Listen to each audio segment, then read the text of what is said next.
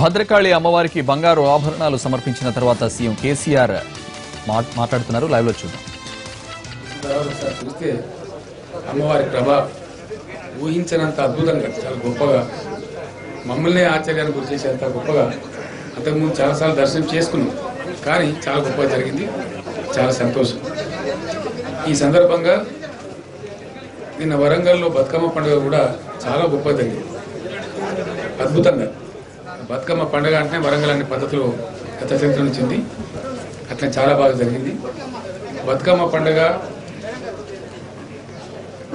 అతి త్వరలో రాబోతున్నటువంటి దసరా పండుగ, ఈ రెండు పండుగలు పురస్కరించుకొని నూతనంగా ఏర్పడబోతున్న తెలంగాణ జిల్లా ఏర్పాటు సందర్భంగా తెలంగాణ యావత్ ప్రజానికానికి ఈరోజు నేను అమ్మవారి ఆశీస్సులు పొందిన తర్వాత ఈ ఓరుగల్ పట్టణం నుంచి శుభాకాంక్షలు తెలియజేస్తా ఉన్నాను.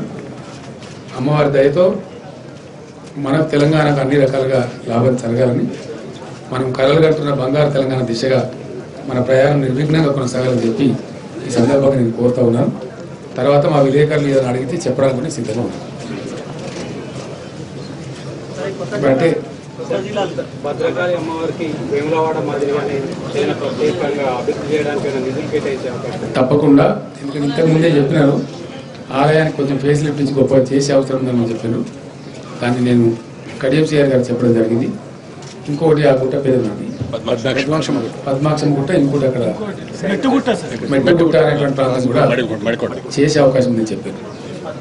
ఇక్కడ నేను అనేది ఒకటే ఏంటంటే, వరంగల్ పట్టణానికి ఈ పట్టణం చరిత్రలో కాదు, మన రాష్ట్ర గత ఆంధ్రప్రదేశ్ ఉన్న చరిత్రలో కూడా వరంగల్ పట్టణ అభివృద్ధి కోసం ఒక 300 కోట్లు రాష్ట్ర ప్రభుత్వ బడ్జెట్ నుంచి కేటాయించినటువంటి చరిత్ర లేదు.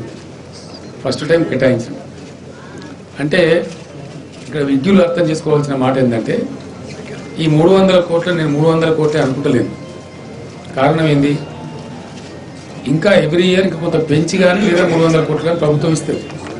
అంటే ఆల్మోస్ట్ ఒక 1000 కోట్ల రూపాయలు ఈ పట్టణాభివృద్ధి కోసం రాష్ట్ర ప్రభుత్వం ఇవ్వడానికి కమిట్మెంట్తో ఉంది.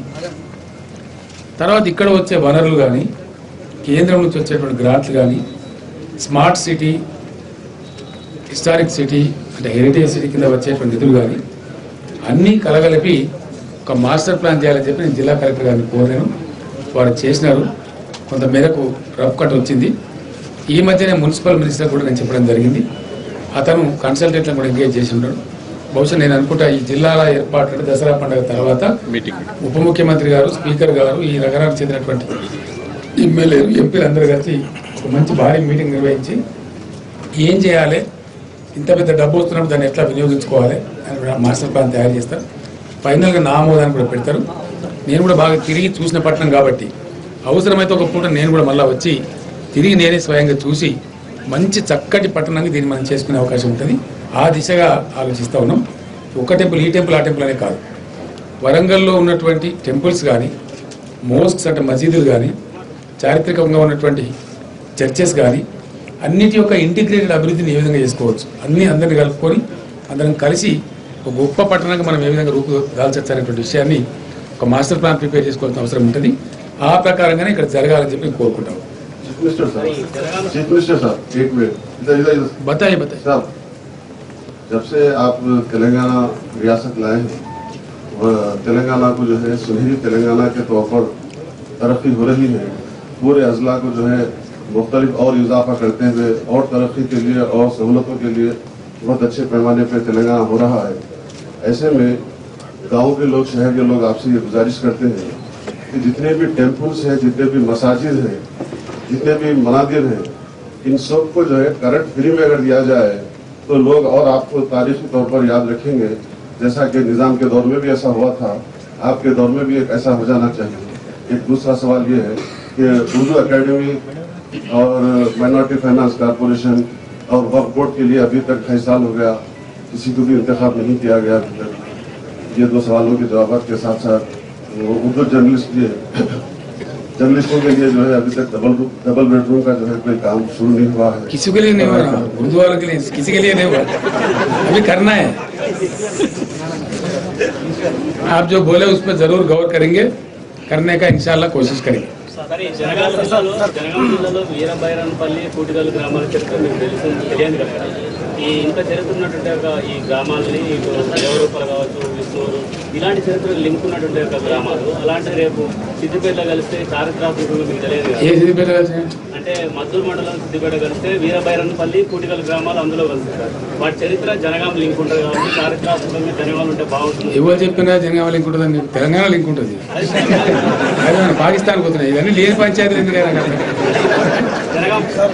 ఇదంతా పట్టి ముచ్చట్లేవా బాబు నువ్వు. Next question please.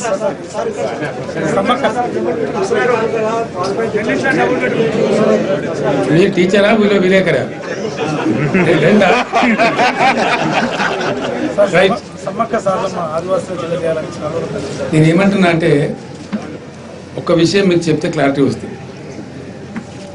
వేరే పార్టీల వాళ్ళు కూడా పాపం తెలిసి తెలియక వాళ్ళు ఇష్టం వచ్చిన మాటలు మాట్లాడతారు.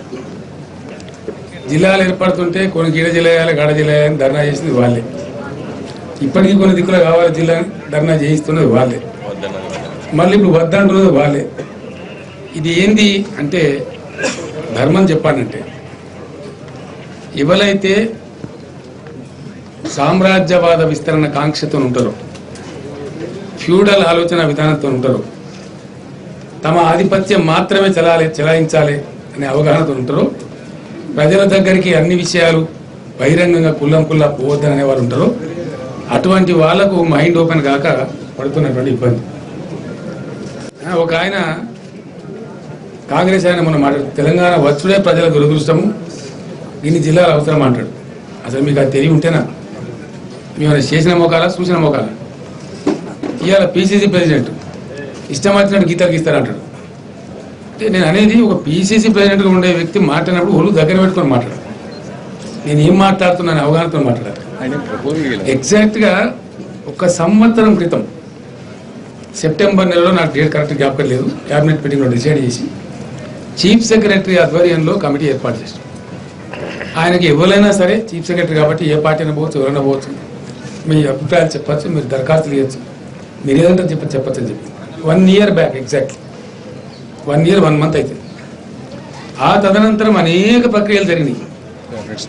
లేదు చాలా జరిగినాయి. కలెక్టర్ల సమావేశాలు జరిగినాయి. ఇక్కడ కలెక్టర్లకు అప్లికేషన్లు ఇవ్వను, క్యాబినెట్ సబ్ కమిటీ జరిగింది, ఆల్ పార్టీ మీటింగ్ జరిగింది. మొన్న రీసెంట్గా కేశవరావు గారి అధ్యక్షతన ఒక హైపవర్ కమిటీ కూడా వేస్తాం. దాంట్లో కూడా చాలా చర్చోపచర్చలు జరిగినాయి. జరిగిన తర్వాత నిర్ణయానికి వస్తున్నాం. అసలు దీని ఉన్న బ్రహ్మరహస్యం ఏంటండి? ఇంతకుముందు వీళ్ళు రాజ్యాలు వెళ్ళినప్పుడు వీళ్ళకి ప్రజలు కనిపించలేదు. వాళ్ళ పెత్తనం, వాళ్ళ అహంకారం, వాళ్ళ వ్యవస్థ తప్ప ప్రజలు మేము ఏడున్న కాడికి రావాలని తప్ప మేము ప్రజలున్న కాడికి పోతాం అనేటువంటి సోయి వీళ్ళకి రాలేదు. ఈ పార్టీ యొక్క అహంకారం ఎట్లుంటుంది కాంగ్రెస్ పార్టీ పర్టికులర్. ఆనాడు ఎన్టీ రామారావు గారు మండల వ్యవస్థ ఇచ్చినాడు కూడా ఈ కాంగ్రెస్ వాళ్ళే అడ్డమైన మాటలు అడవులుగా మాట్లాడారు. కానీ